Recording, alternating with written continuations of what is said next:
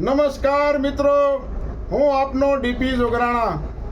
મિત્રો, અત્યારે થાનગઢ નગરપાલિકાની ચૂંટણી ચાલી રહી છે. થાનગઢની જનતાને ખાસ નમ્ર વિનંતી કરું છું કે આ વખતે આપનો કિંમતી અને પવિત્ર મત અપાવી આમ આદમી પાર્ટીના ઉમેદવારને વિજય બનાવો એવું આપને નમ્ર વિનંતી કરું છું. કારણ કે વર્ષોથી એક હતું શાસનના કારણે તમારી થાનગઢ જનતાનો અવાજ કોણ છે?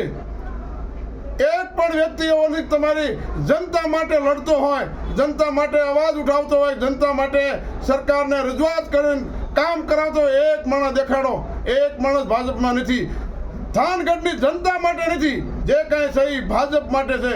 થાનગઢની જનતાને ખાસ નમ્ર વિનંતી કરું છું કે આવતી 16 તારીખે મતદાન થવાનું છે અને આ પરિવર્તન યજ્ઞ ચાલી રહ્યો છે થાનની અંદર.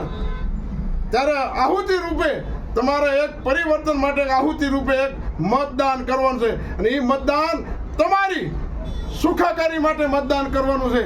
તમારે આરોગ્યની વાતો, સારું દવાખાનું બનાવવા માટેની આહુતિ આપવાની છે મતદાન રૂપી. દીકરા દીકરીઓને ભણાવવા માટે, સારી શાળાઓ બનાવવા માટે તમારે મતદાન કરવાનું છે. તમારે ખુલ્લી ગટરના કારણે લાખો લોકો ડેન્ગ્યુના કેસથી પીડાઈ રહ્યા છે, નાના નાના ભૂલકાઓ જીવ ગુમાવી રહ્યા છે પોતાનો. ત્યારે દુઃખની વાત થાય છે અને ખુલ્લી ગટર એ કાયદા વિરુદ્ધ છે. ક્યાંય પણ ખુલ્લી ગટર ન હોવી જોઈએ, ભૂગર ગટર હોવી જોઈએ. લાખો કરોડો રૂપિયાનો થાનગઢની જનતા ટેક્સ ભરતી હોય, ખોબલે ને ખોબલે ભાજપને મત આપતી હોય અને શાસનમાં બેહારતી હોય, ત્યારે થાનગઢમાં ભાજપે કાયમની માટે અંધારામાં રાખ્યું છે. નથી સ્ટ્રીટ લાઇટના ઠેકાણા, નથી રોડ રસ્તાના ઠેકાણા. અને હાલની પરિસ્થિતિ જોઈ તો થાનગઢને શુદ્ધ પીવાનું પાણી મળતું નથી. એ ખાળકૂવાનું પાણી અને પીવાનું પાણી બે મિક્સ કરી અને ગંદુ પાણી પીવામાં આવે છે.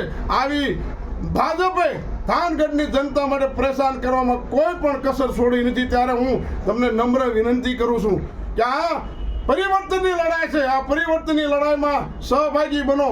તમારે થાનગઢ એક ધાર્મિક શહેર છે જ્યાં વાસુકી દાદાનું ધામ છે અને થાનગઢની અંદર કોઈ જો દાદા હોય ને તો એક વાસુકી દાદા એક જ છે. અને કોઈ પણ બીજો સમાજ કે કોઈ પણ વર્ગ, કોઈ માતા અરે માણસો જો દાદો થવાનો પ્રયત્ન કરે તો વાસુકી દાદા ક્યારેય પણ સહન કરતા નથી અને એનું નામ નિશાન જેવા અનેક દાખલાઓ છે. પણ ભાજપને અત્યારે અહંકાર, સત્તાનો અહંકાર આવી ગયો છે અને દાદા થઈને ફરે છે. આખા થાનગઢની જનતાને હેરાન પરેશાન કરી રહ્યા છે ને, ત્યારે વાસુકી દાદા એમને ક્યારેય માફ નથી કરવાના. અને થાનગઢની જનતા આ વખતે જડબા તોડ જવાબ આપવાની છે. થાનગઢની અંદર કરોડો રૂપિયાના ખર્ચે ઓવરબ્રિજ બનાવવાનો થાનગઢને 2 ભાગ કરી નાખવામાં આવે છે. કરોડો રૂપિયાનો ખર્ચે બ્રિજ. એ બ્રિજની કાંઈ જરૂર નહોતી. ખાલી માત્ર ને માત્ર 2 ગરનાળાની જરૂર હતી. એ ગરનાળા બનાવ્યો તો ફાટે કે કાયમની માટે પ્રશ્ન હલ થઈ જાત. જો કરોડો રૂપિયાનો ખર્ચો આરોગ્યની પાછળ ખર્ચો હોત, સારી શાળાઓ માટે ખર્ચો હોત, સારા રોડ રસ્તા માટે ખર્ચો હોત, સારી સુખાકારી માટે ખર્ચો હોત ને, તો થાનગઢની જનતાનું ક્યાંય સર્વ સિટીઝનો માટે કહેવા માંગુ છું, તમારા માટે આ થાનગઢની નગરપાલિકાએ શું વિચાર્યું નથી? તમારી પાસે કોઈ બાગ બગીચા નથી, નાના નાના બાળકોને રમત ગમતના મેદાન, યુવાનો માટે ક્રિકેટ રમવા માટે સારું કોઈ મેદાન નથી, કોઈ નિશાળીઓ માટે કોઈને દોડવાનું કોઈ ગ્રાઉન્ડ નથી, કોઈ કસરત કરવા માટેના કોઈ સાધનો નથી. કોઈ જ્યારે થાનગઢની વાત આવે, જ્યારે દીકરા દીકરીની સગાઈની વાત આવે ને, તો સામાવાળા બાયોડેટા લઈને બેસતા હોય છે તમારા થાનગઢની અંદર જોવાલાયક સ્થળ શું? ત્યારે તમારે કહેવામાં આવે છે કે મારી પાસે થાનગઢમાં કશું નથી, એટલે સીધી ના આવે છે. થાનગઢની દવાખાનાની વાત આવે તો એ ના પાડવામાં આવે છે. સારું દવાખાનાની વ્યવસ્થા નથી, સારા શાળાની વ્યવસ્થા નથી, સારું શુદ્ધ પીવાનું પાણીની વ્યવસ્થા નથી. મિત્રો, કોઈ દીકરી દેવા પણ થાનગઢની અંદર રાજી નથી. એવી પરિસ્થિતિ જો કરી હોય ને તો આ ભાજપે કરી છે.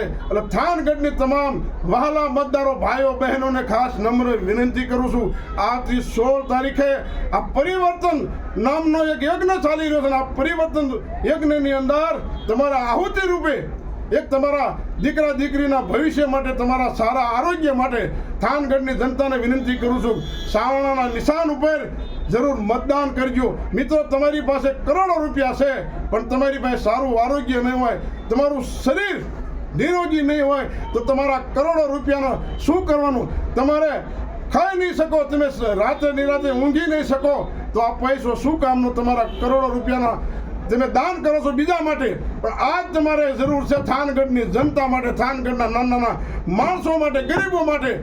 તમે બહાર ગમે એટલું દાન કરો એ સારી વાત છે, પણ આ તમારી તક આવી છે, પરિવર્તન યજ્ઞની તક આવી છે. એમાં તમે સમયનું દાન આપો, તમે મતદાનનું દાન આપો અને સાથ અને સહકાર આપી અને અમારા ઈસુદાનભાઈ ગઢવીની આગેવાનીમાં અને રાજુભાઈ કરપડા જેવા નીડર આગેવાનીમાં તમે છે ને એકદમ થાનગઢની નગરપાલિકા બનાવો અને સુખી મેળો. મારું એક સપનું છે, રાજુભાઈનું એક સપનું છે, ઈસુદાનભાઈનું સપનું છે, ગોપાલભાઈનું સપનું છે કે થાનગઢ શહેર ગુજરાત સુંદર અને સવચ્છ. મારું સપનું છે કે થાનગઢ શહેર સુંદર અને સવચ્છથી ઓળખાય ને એ જ મારું સપનું છે. ધોળે માણસ દીકરી દેવા જોઈએ, ધોળે ત્યાં વખાણ કરવા જોઈએ. થાનગઢ શહેર એટલે સુખી શહેર, થાનગઢ એટલે સુખવું શહેર. આવી જ્યારે ભાવના જાગે ને ત્યારે આત્માને એમ થાય કે આપણું કરેલું કામ બરાબર છે. એક બનો નેક બનો અને 16 તારીખે ખૂબ જંગી મતુથી અમારા સાવણાના નિશાનના ઉમેદવારને જીતાડો એવી આપ સૌને ખૂબ ખૂબ શુભકામનાઓ. આપ સૌને જય વાસુકી દાદા સુખી રાખે અને સદબુદ્ધિ આપે અને મતદાન કરો એવી આપ સૌને નમ્ર વિનંતી કરું છું. જય માતાજી, જય દ્વારકાધીશ.